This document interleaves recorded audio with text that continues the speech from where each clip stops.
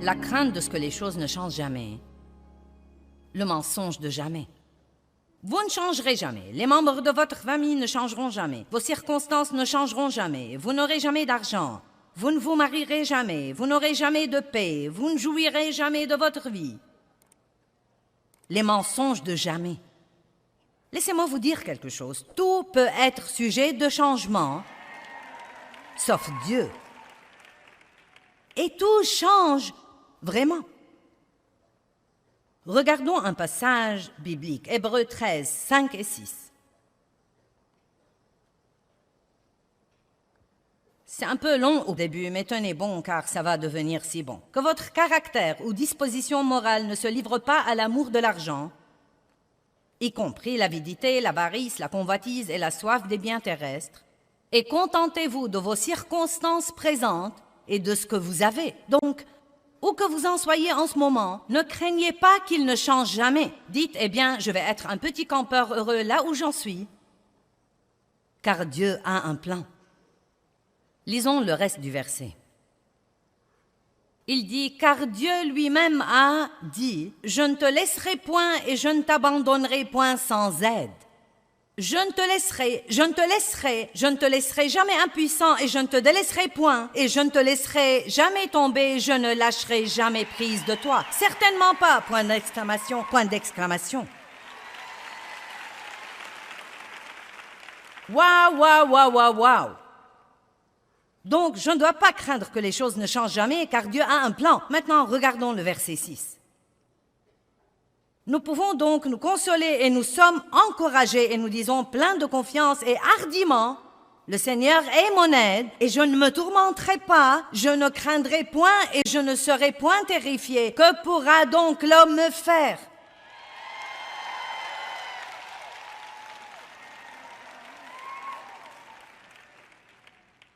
Il a dit, nous disons.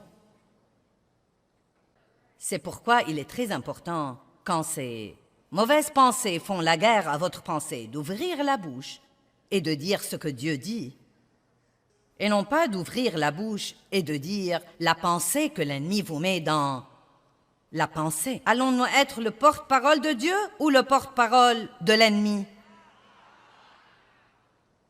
Est-ce que vous avez une idée sur l'importance de savoir ce genre de choses? Avez-vous une idée? Il suffit d'aller écouter les gens autour de vous et vous direz, ce n'est pas étonnant que votre vie soit un gâchis.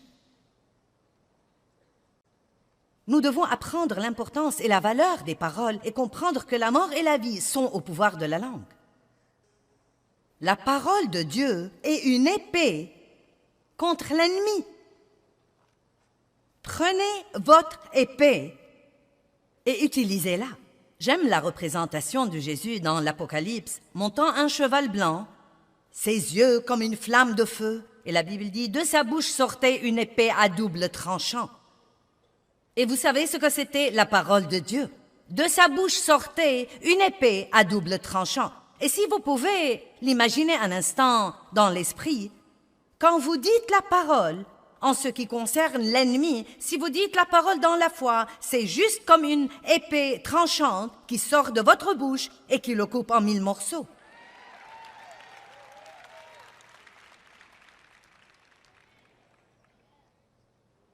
C'est pour moi une des choses les plus précieuses que j'enseigne aux gens.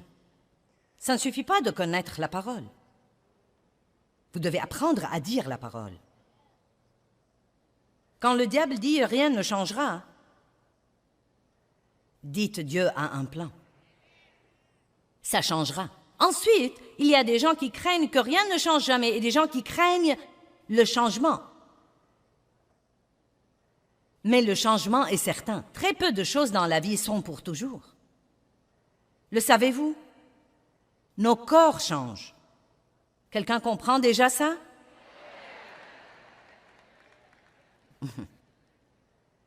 Oh, nous n'avons pas le temps d'aller là. Nos amis changent. Les enfants grandissent et quittent la maison. Les compagnies font faillite. Les quartiers se détériorent. Nous changeons d'avis. Nous changeons nos engagements. Nous changeons de position sur les choses. Peut-être qu'il y a des choses en ce moment dont vous êtes convaincu à 100%. Et d'ici 2 ans, vous pourriez penser, je ne sais pas comment j'ai jamais pu croire ça. Et même ce que nous voulons change, ce que nous aimons change et nos désirs changent. Mais quand quelque chose change dans nos vies, même si c'est quelque chose que nous ne voulons pas changer, et qui change de toute façon, la meilleure chose que nous puissions faire, c'est de changer d'avis et de nous rattraper sur ce plan. Il n'y a rien de pire que d'avoir son esprit dans le passé et son corps ici quelque part dans l'avenir. Regardons 2 versets que vous connaissez probablement, mais je crois que ça vaut la peine de les regarder ce matin. Ésaïe 43, 18 et 19. Ne vous souvenez pas sérieusement des choses précédentes et ne considérez pas les choses anciennes. Voici, je fais une chose nouvelle. Maintenant, elle va germer. Vous ne l'apercevrez-vous pas, vous ne la connaîtrez pas, vous n'en tiendrez pas compte. Oui, je mettrai même un chemin dans le désert et des rivières dans le lieu désolé. Vous ne devez pas craindre le changement. Donnez-vous un peu de temps pour vous y habituer. Qui est en plein milieu de changement en ce moment? Eh bien, certains d'entre vous n'aiment pas ça. Eh bien, ça ne va pas empêcher le changement. Vous feriez donc aussi bien d'avoir une nouvelle mentalité. Dieu, je vais apprendre à aimer cette nouvelle chose même plus que je n'ai aimé l'ancienne. Et je crois qu'elle sera meilleure que la chose dont je me défais. Maintenant, une des raisons pour lesquelles nous nous sentons parfois déchirés pendant les temps de changement est qu'une partie de nous veut une chose nouvelle et que l'autre partie de nous est toujours accro à l'ancienne, car nous avons des liens d'âme avec les choses. Quand j'ai quitté mon travail à l'église où j'ai travaillé pendant 5 ans, je savais que je devais partir. Je savais que Dieu m'appelait à commencer à faire les choses que je fais maintenant. Mais je peux honnêtement vous dire que j'avais tellement de liens d'âme avec les gens là et l'endroit et les relations que j'avais nouées et le confort du salaire régulier, que ça m'a fait de la peine et que j'ai été embrouillée pendant 3 ans après avoir quitté parce que j'étais seule sur la route maintenant. Je me sentais seule parce que je n'avais pas avec moi toutes ces personnes que j'avais. Les gens disent toujours, je parie que c'est tellement amusant de voyager. Oh, fichez-moi la paix. Donc, j'étais toute seule sur mon chemin. Et tout était si petit à l'époque. Nous avions 20 personnes ici et 10 personnes là. Je me rappelle une réunion où nous avions 9 personnes et j'en ai pris 5 avec moi. Et il n'y avait pas de marathon.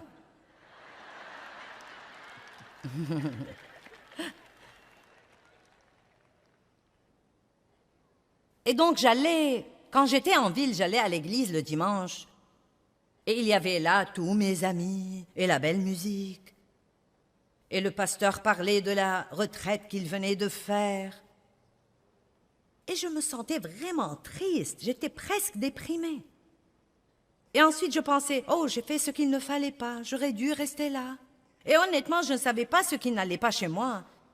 Et finalement, quelqu'un m'a dit, c'était un homme de Dieu très expérimenté, il a dit, c'est les liens de l'âme. Et j'espère que ça aidera quelqu'un ici. Quand vous savez que vous avez fait ce qu'il fallait en passant à une chose nouvelle, et pourtant vous avez toujours la nostalgie de l'ancienne. Ça devient un peu embrouillant parfois, n'est-ce pas? C'est comme, quel est mon problème? J'ai cru que je faisais ce que j'étais censé faire. Pourquoi je me sens comme ça? Car vous devez toujours donner à votre âme quelque temps pour rattraper votre esprit. Amen? Vous savez, les gens à qui vous permettez de vous influencer sont probablement une des choses les plus importantes dans votre vie.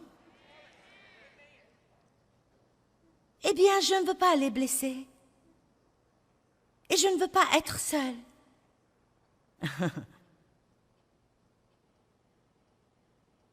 Vous seriez dans une meilleure position en passant quelques nuits seuls, plutôt que de laisser les gens empoisonner votre vie. Mais voici l'essentiel. Même si vous rompez cette relation parce que vous savez qu'elle vous empoisonne la vie, cela ne veut pas dire que vous n'allez pas la regretter. Cela ne veut pas dire nous pouvons même regretter la misère.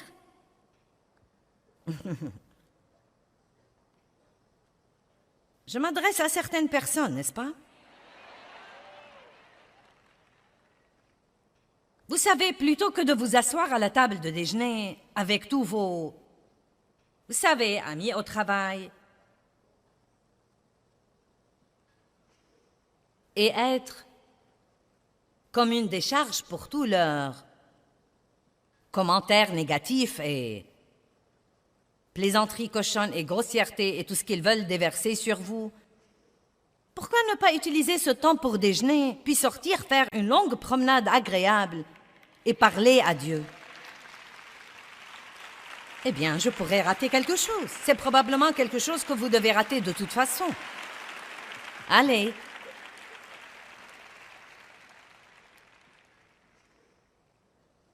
Ne craignez pas de changer. Vous savez, quand Moïse est mort, c'est très intéressant dans Josué 1, je n'ai pas le temps de vous prendre là. Dieu est allé à Josué et lui a dit une chose vraiment étonnante, Moïse est mort. Je suis tout à fait sûr que Josué le savait. D'autant plus qu'ils ont déjà été dans un temps de deuil pour Moïse. Mais quand Dieu a dit Moïse est mort, il disait beaucoup plus que ça. Il disait il est temps que les choses changent. Tu vas prendre une nouvelle responsabilité. Les choses ne vont plus être comme elles étaient. Il n'est plus tombé de manne par après. Il était temps que le peuple grandisse. Et peut-être qu'il y a des choses dans votre vie qui sont mortes depuis longtemps, mais vous les traînez toujours avec vous. Et ce que vous devez faire, c'est de lâcher l'ancien pour que vous puissiez complètement prendre le nouveau. Vous devriez me voir quand j'essaye de prêcher aux gens et je commence même à dire « Et si vous n'obtenez pas ce que vous voulez ?» Je n'ai jamais eu les applaudissements de toute la salle quand je disais ça. Hier soir, quand je lisais, ou n'importe quand, chaque fois que je lisais Hébreux 11, le panthéon de la foi, le panthéon des héros de la foi, et que je parlais de ça, et de tous ces gens qui ont cru, et il dit qu'ils sont tous morts, soutenus et contrôlés par leur foi, mais n'ayant jamais reçu l'accomplissement de la promesse. Non, mais elle était juste là-dedans comme elle est en ce moment. Je n'ai pas dit que Dieu ne s'est pas occupé d'eux, mais Dieu avait un plan qui était un peu différent de leur plan. Dieu voulait encore nous regrouper et nous permettre de faire partie du groupe. Dieu ne nous donne pas toujours tout ce que nous voulons et nous ne devons pas craindre ça. Nous devons dire, si je n'obtiens pas ce que je veux, cela veut dire que je ne suis pas censé l'avoir. Avons-nous confiance en Dieu autant que ça? Si je n'obtiens pas ce que je veux, cela veut très simplement dire que je ne suis pas censé l'avoir. Mais je le veux! Ne pensez plus à ce que vous voulez et pensez à Dieu. La Bible dit « Fais de l'Éternel tes délices et il te donnera ce que ton cœur désire et non pas les désirs de votre chair. »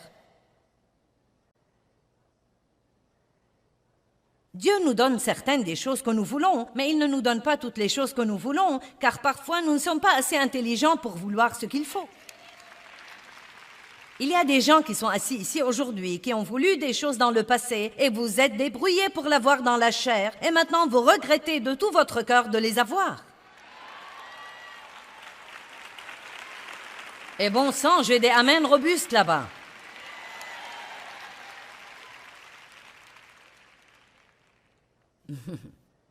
Donc, espérez en Dieu.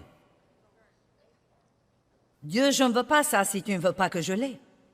Ne craignez pas de ne pas avoir ce que vous voulez.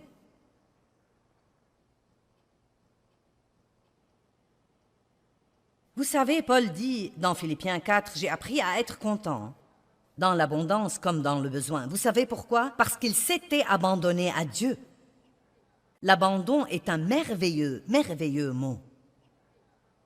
J'ai appris ce mot, peut-être, il y a 18 ou 20 ans. Combien c'est important de s'abandonner totalement à Dieu. Et cela veut dire que vous dites, Dieu, je crois que je vis en ce moment, que je suis dans ta volonté parfaite et que tout ce qui arrive dans ma vie va travailler pour mon bien. D'une façon ou d'une autre, ça va se conformer à ton plan. Et non pas « j'ai horreur de ça ».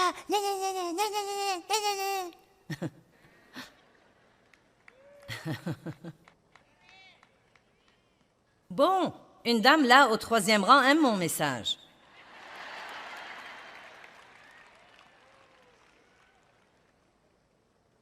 Eh bien, je n'arrive pas à croire que tout ce qui se passe dans ma vie soit de Dieu. Je n'ai pas dit que tout ce qui se passe est quelque chose que Dieu fait exprès dans notre vie, mais écoutez-moi, je vais vous dire une chose. S'il ne l'enlève pas quand nous voulons qu'il l'enlève, c'est qu'il a l'intention de l'utiliser pour un but plus important.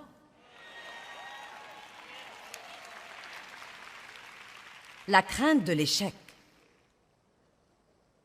Laissez-moi dire d'abord que nous allons tous échouer dans la vie, mais personne ne doit être un raté. Échouer à une chose ne fait pas de vous un raté. Je vais vous dire quand vous serez un raté, quand vous arrêtez d'essayer. C'est la seule fois où vous pouvez dire « Je suis un raté ». Et vous savez quoi? La crainte de l'échec est vraiment une autre forme de la crainte du rejet. Si j'échoue, est-ce que Dieu me rejettera? Que penseront les gens? Est-ce qu'ils me rejetteront? Que diront-ils? Nous devons être courageux et nous devons faire un pas de foi et découvrir. Là encore, j'ai tant d'histoires, je n'ai pas le temps de vous les raconter toutes, mais vous savez quoi? Je me rappelle tant de fois dans ma vie où j'avais si peur et où je faisais ce pas de foi. Et vous savez quoi? Beaucoup de fois, Dieu merci, les choses marchaient. Il y avait des fois où j'essayais de faire des choses et elles ne marchaient pas. Et vous devez avoir assez d'assurance pour dire « J'ai fait une erreur ». J'ai cru que j'étais menée par Dieu, je ne l'étais pas. Donc, débarrassez-vous-en et allez de l'avant. Ne laissez pas cette erreur être la fin de votre vie. Si vous croyez que vous entendez de Dieu et que vous découvrez que ce n'est pas le cas, ne pensez pas « je ne peux pas entendre de Dieu ». Personne n'entend de Dieu parfaitement, personne n'est parfaitement mené par le Saint-Esprit. Nous apprenons. Je veux vous encourager aujourd'hui à être un chrétien violent. Vous dites, mais de quoi tu parles? Regardons Matthieu 11, 12. Courageux, violent. Depuis les jours de Jean le Baptiste jusqu'à présent, le royaume des cieux est assailli avec violence. Ce sont des violents qui s'emparent de lui comme d'un prix précieux. Une part dans le royaume céleste est cherchée avec la ferveur la plus ardente et l'effort intense. Si vous étudiez ces deux mots, les violents, violence et les violents, ils ont deux sens différents. Ce sont deux mots grecs différents. Et le premier, le royaume des cieux, est assailli avec violence. Cela veut dire attaquer, une mauvaise attaque. Et les violents veut dire les courageux et les énergiques. Le royaume des cieux est assailli avec violence, mais seuls les violents, hommes et femmes de Dieu, s'emparent de ce royaume et en jouissent dans leur vie. Pas les craintifs, pas les timides, pas les faibles, pas les peureux, pas les négatifs, pas les gens qui redoutent les ennuis, pas les gens qui craignent le changement, mais les violents, les hardis, les courageux, les gens qui disent « Je crois Dieu ». Et je n'ai pas peur de faire un pas de foi et de découvrir si ce que j'entends est vraiment de Dieu ou pas. Vous savez, j'ai essayé le ministère de la télévision longtemps avant que Dieu ne me l'ait donné. Nous avons loué un studio à la télé par câble à Saint Louis et j'allais avoir un talk show. J'ai pris 3 ou 4 de mes employés et nous allions nous asseoir et j'allais être comme l'hôtesse. et leur poser des questions et les interviewer. Ce qui est arrivé, c'est que je posais les questions et j'y répondais moi-même. Et ils s'asseyaient là comme des meubles supplémentaires. Et ce n'était même pas ce que Dieu voulait que je fasse pour commencer. Donc vous savez ce qui est arrivé? Après 6 mois d'être à la télé, je n'ai reçu qu'une seule lettre. Et il n'y avait pas d'argent dedans. Mais quand Dieu a ouvert la porte, oh bonté divine, comme une inondation puissante. Donc vous savez, je ne suis même pas désolée d'avoir eu cette expérience. Car, à dire vrai, parfois quand Dieu vous appelle à faire quelque chose, vous vous embrouillez un peu sur le timing. Vous avez quelque chose qui flotte au-dedans de vous et vous pensez, eh bien, je suis censé faire ça ou je ne suis pas censé le faire. Et la seule chose que je peux dire, c'est, faites un pas de foi et découvrez. Hey, si je marche dans la mer Rouge et qu'elle ne se fend pas, je reculerai.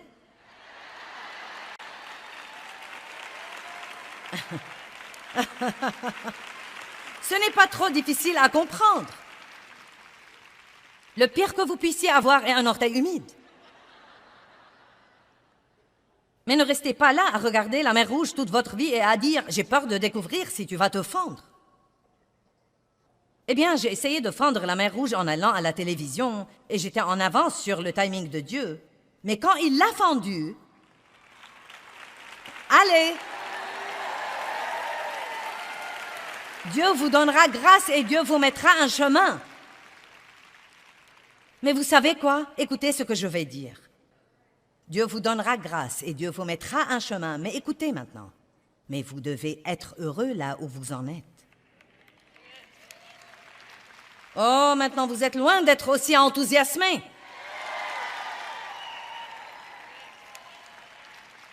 Oh, vous êtes si marrant. J'ai dit Dieu vous mettra un chemin et Dieu vous donnera grâce et tout le monde dit ouais.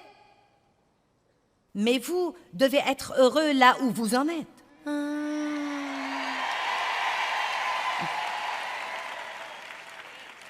Et la dernière crainte, numéro 7, que je veux mentionner, c'est la crainte d'être blessé. La crainte d'être exploité.